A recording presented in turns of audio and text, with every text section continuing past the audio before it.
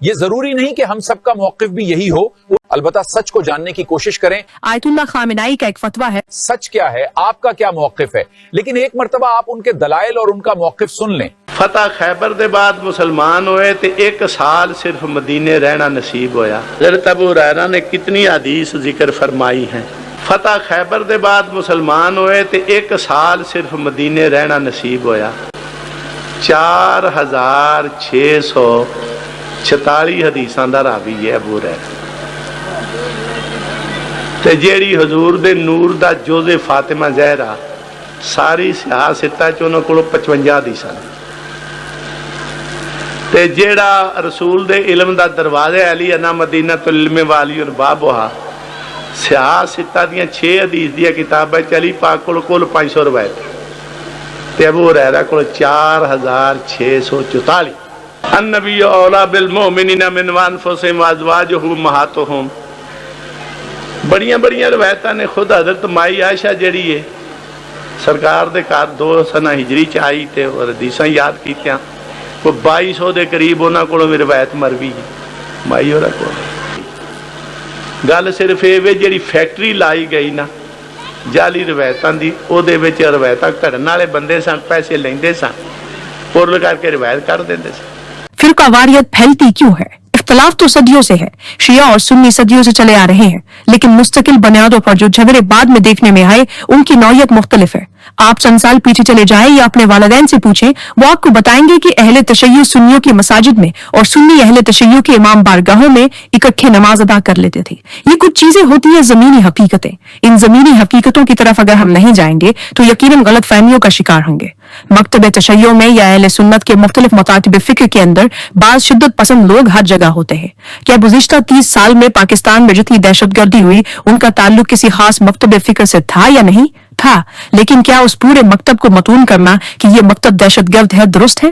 قطعاً نہیں۔ میں اس بات کی کبھی بھی اجازت نہیں دوں گا کہ کہا جائے کہ دیوبندی دہشت گرد ہے، نہیں بھائی، ایسا نہیں ہے۔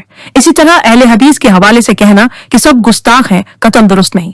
ہو سکتا ہے 2-4 بندے ان میں سے نکلے جو اس طرح کی زبان استعمال کریں، لیکن اس بنیاد پر پورے مکتب کو مورد الزام ٹھہرانا درست نہیں۔ اسی طرح بریلویوں کے حوالے سے اگر یہ کہا جائے یا اہل سنت جن کو عامت المسلمین کہا جاتا ہے ان کے بارے میں کہا جائے کہ یہ سارے بدعتی ہیں تو یہ بھی بالکل درست نہیں۔ اسی طرح اگر اہل تشیع کے حوالے سے بھی ایسی بات کی جائے تو یہ بھی غلط ہے۔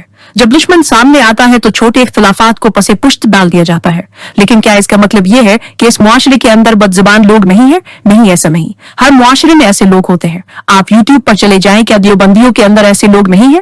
اہل حدیث کے اندر ایسے لوگ نہیں ہیں؟ بریلویوں کے اندر ایسے لوگ نہیں ہیں؟ شیعوں کے اندر ایسے لوگ نہیں ہیں؟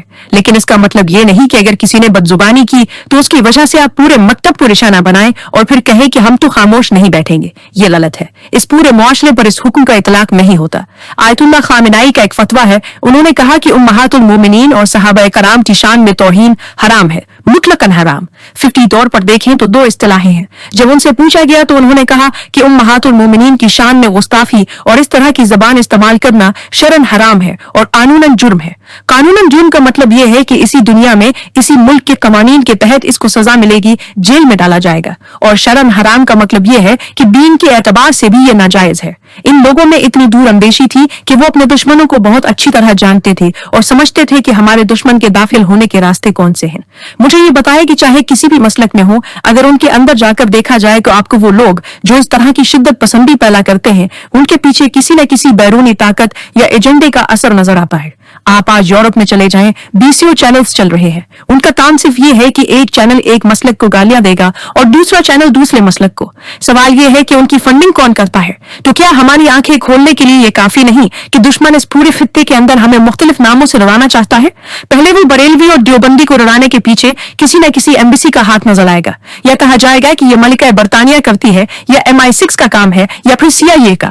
تو کیا ہماری آنکھیں کھولنے کے لیے یہ کافی نہیں؟ پھر وہابی اور بریلوی کو، پھر شیعہ اور سنی کو ماضی کی تاریخ ایسی مثالوں سے بھری پڑی ہے۔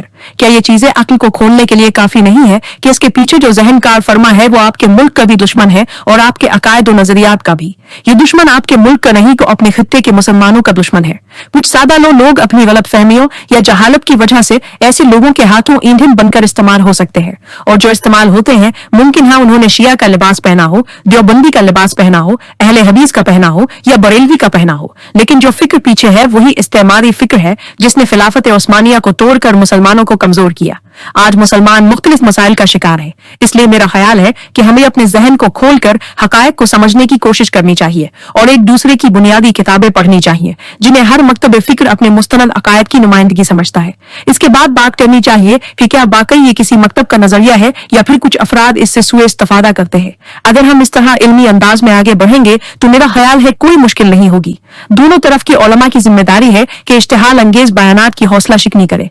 अगर मुआशरे में मोहब्बत पैदा करनी है तो दोनों तरफ एहतराम जरूरी है, ना तो किसी की तौहीन की जाए और ना ही इश्तिहाल अंगेज बातों को खुला छोड़ा जाए। सोशल मीडिया की निगरानी और रहनुमाई भी जरूरी है।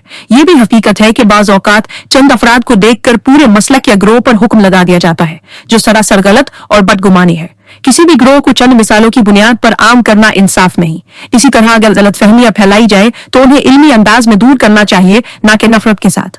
असल बुनियाद यही होनी चाहिए कि मुख्तलिफ मकातब फिक्र के दरमियान एतमाद और बर्दाश्त पैदा हो ताकि मुआशरे में अमन और मोहब्बत कायम रह सके।